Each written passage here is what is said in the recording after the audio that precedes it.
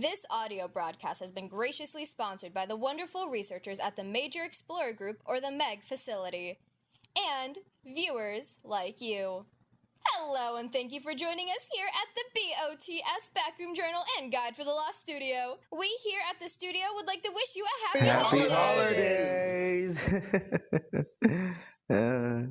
In fact, here at the studio, we have some holiday traditions that we'd love to show y'all, so you all can celebrate with us. Starting with our very own studio Christmas song.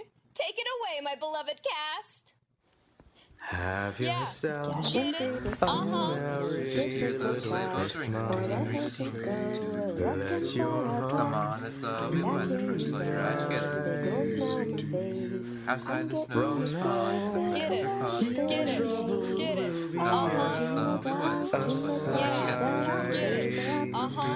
Giddy up, let's go. Let's look at the show. all will be We're together. riding to Wonderland of snow. If the fates Giddy up, DJ Khaled.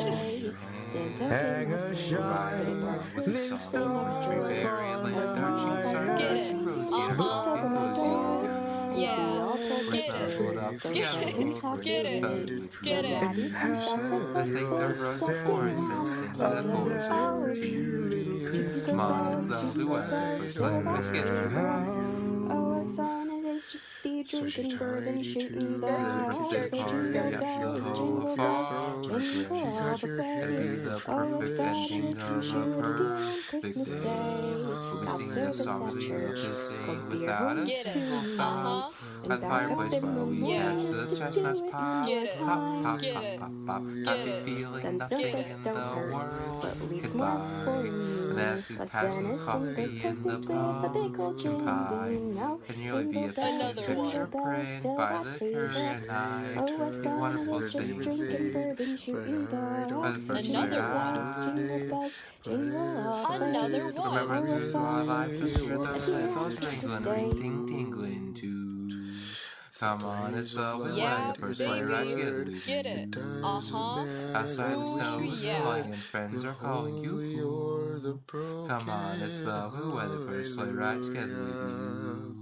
Yep. Come on, it's lovely weather Yeah. for a Get sleigh it. ride together. Yeah. Ooh, yeah. Get it?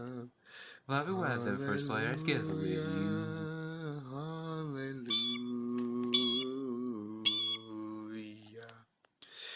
I did my best, it wasn't much. I couldn't feel, so I tried to touch. I told the truth, I didn't come You to got fool this. you. On God. Even Ooh, though it all yeah, went wrong, I'll stand baby. before the Lord of Song. With nothing on my tongue but hallelujah. This song is from... Rosie's lying. She just had to sing whatever song came to mind. I don't even know how she thinks this could be a good idea. God, this is actually going to get posted. Rosie, nobody's going to think this is a tradition. We haven't even been here for more than 2 years. In the last holiday season, we didn't even do anything to celebrate. No, we were taken to 941, remember? It was one of them Christmas-themed ones. I do believe Rosie chose it because it was the safest and reminded them of the Christmas storybooks, and they thought we'd like it. Alright, it was also a really long trek, right? I remember passing through many rooms. One of them had plants. Rosie didn't even let me stop. I begged. Yeah, that's the one we had to leave the week beforehand.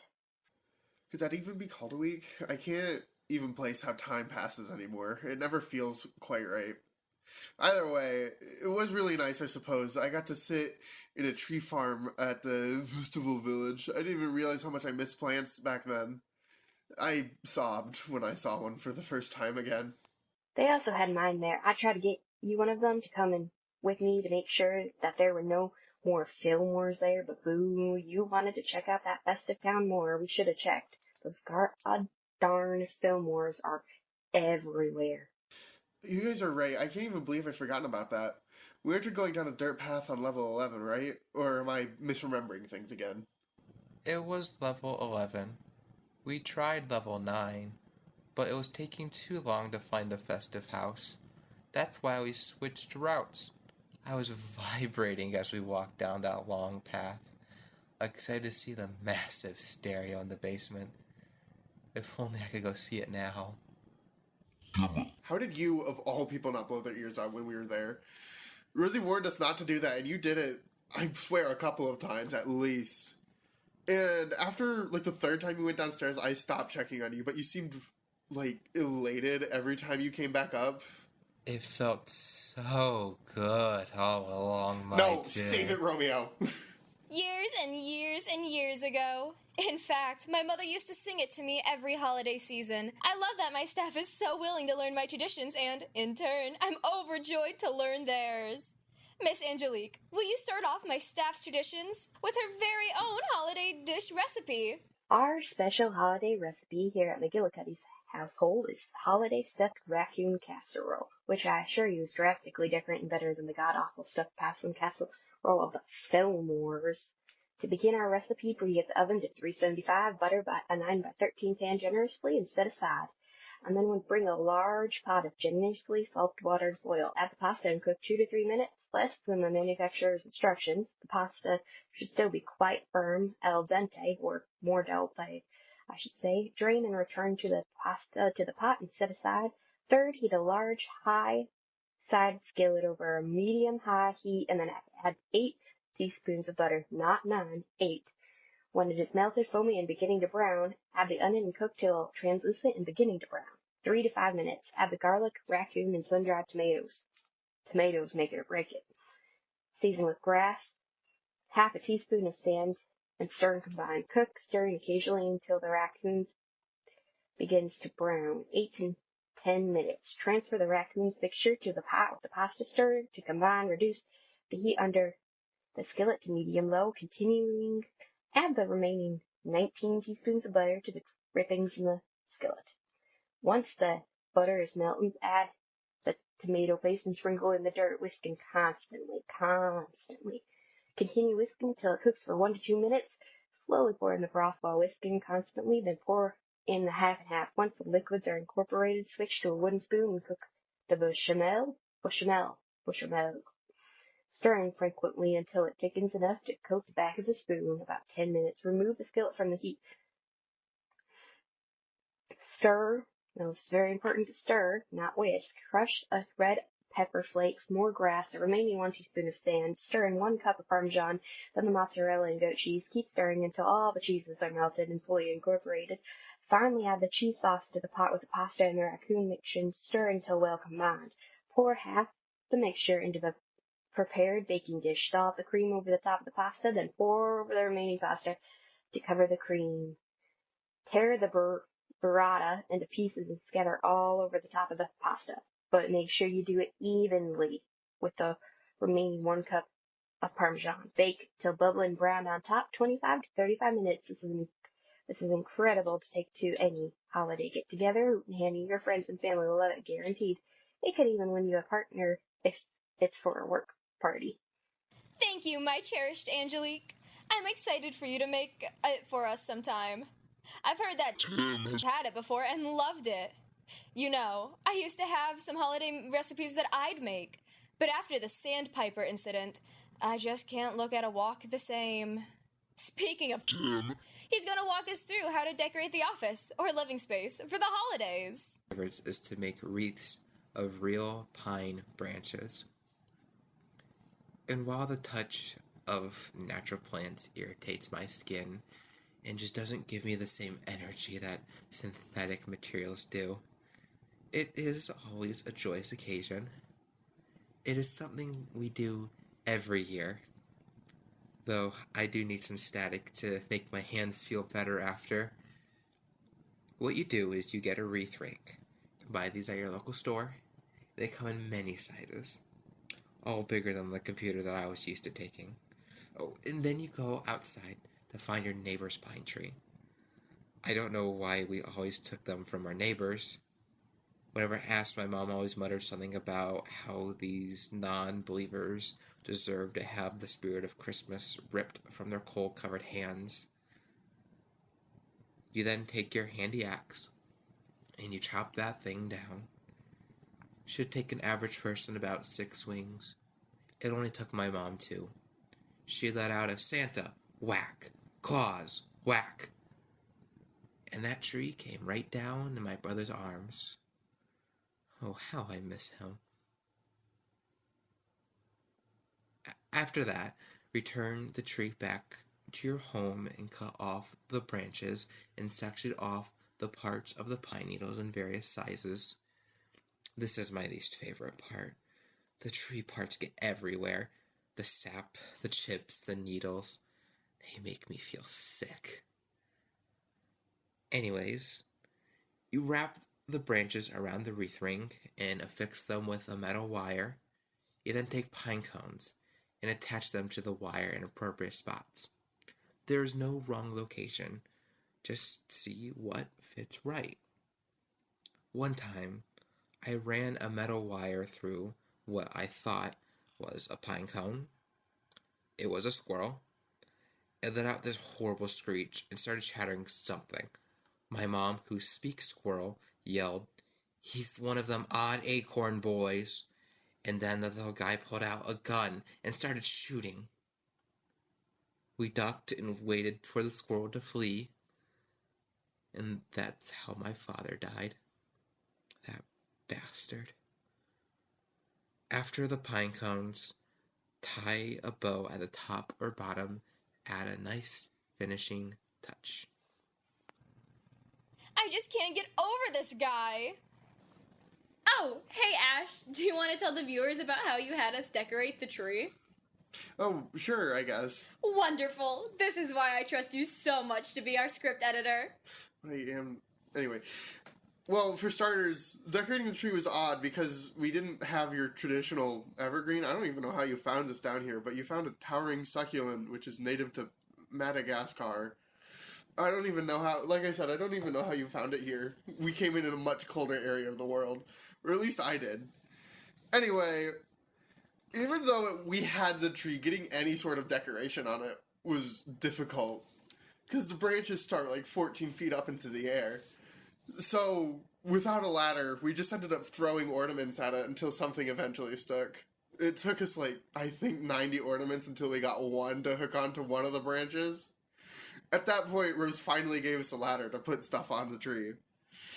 Which was great, until when we were told to put tinsel on the tree, we were handed a box of live snakes. And not told how to do anything with it. We just had a box of live snakes, and we spent the next 2 hours, I believe, dealing with that situation. Anyway, surprisingly, it was a pretty positive experience. Until you had us put the star on top of the tree. You took away the ladder privileges because we couldn't get the tinsel to stay still. It was live fucking snakes. I don't know what you wanted from us. But we did manage to get the star on top of the tree. We had Tim climb up the tree. That was his job. He couldn't get a single ornament on. This was his punishment.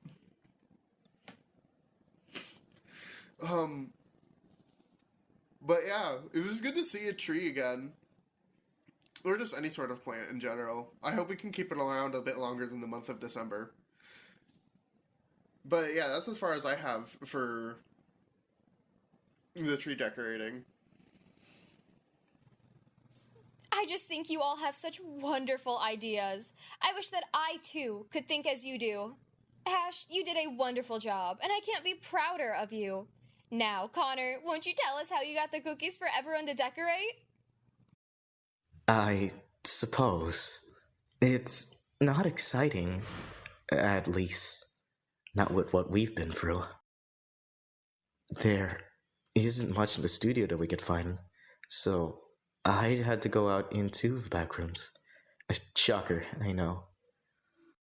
I tried to stay in the main two, but the B&TG store facility didn't have everything I needed. So I kinda just went exploring. I had the survival pack, by the way, so y'all don't worry about me. I think I went as far as level 16. The awful place, by the way. But I was able to get all the ingredients needed to make the cookies. You kept getting in my way while I was baking, trying to get some of the dough. then, when you actually got some, you were shocked that it didn't have any carpet in it. What do I even do with you? You kept trying to put metal in it, saying it enriches the behavior, whatever that means. But overall, the cookies came out fine. I even had enough leftover dough to make you a batch of good garlic cookies. Decorating was a mess, but I have to admit, it was pretty nice for all of us to be in the same room, trying to enjoy ourselves.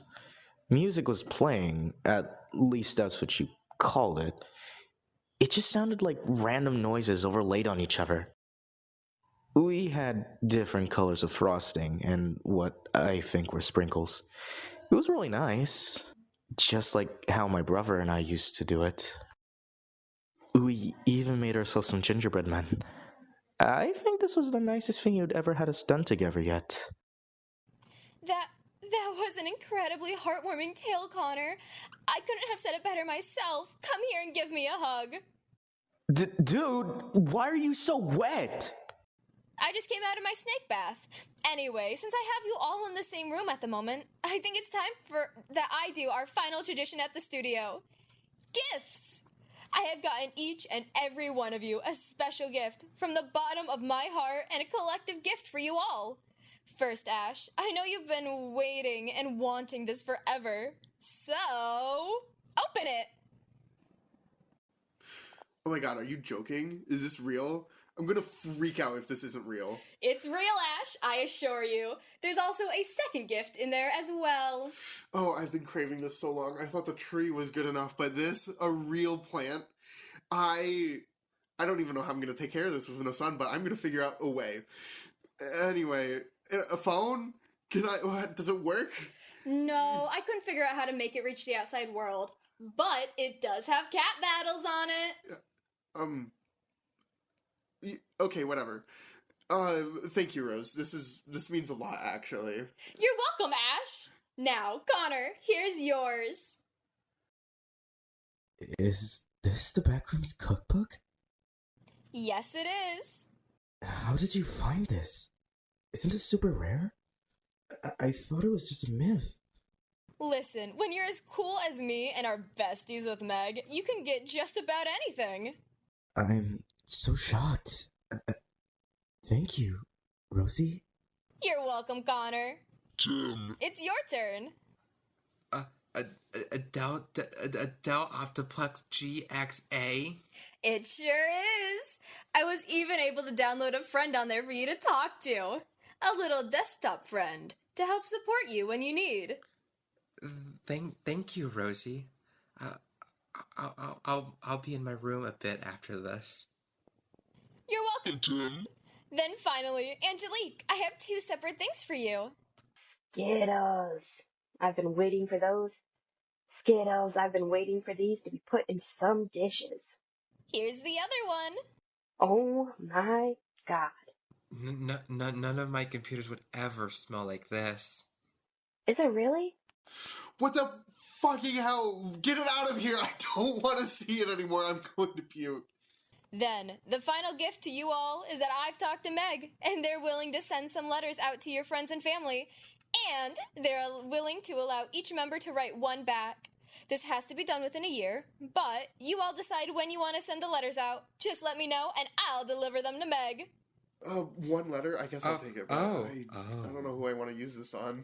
Then to you, our lovely viewers, once again, we want to wish you a happy holidays and hope that you have a wonderful new year. Our next episode will be a deep dive into Level 4 while we're on vacation in the hotel. If you have any questions at all or want to share your own Backrooms experience, please contact us at 517-BACKROOM or at botsguide@outlook.com. That is BOTSGUIDE@outlook.com. Thank you again to our friends at the Major Explorer Group or M.E.G facility who are definitely sponsoring us and keep us running to inform you all on the Backrooms. Remember, explorers, always to be vigilant and careful when walking around. Till the next time we see ya, stay curious.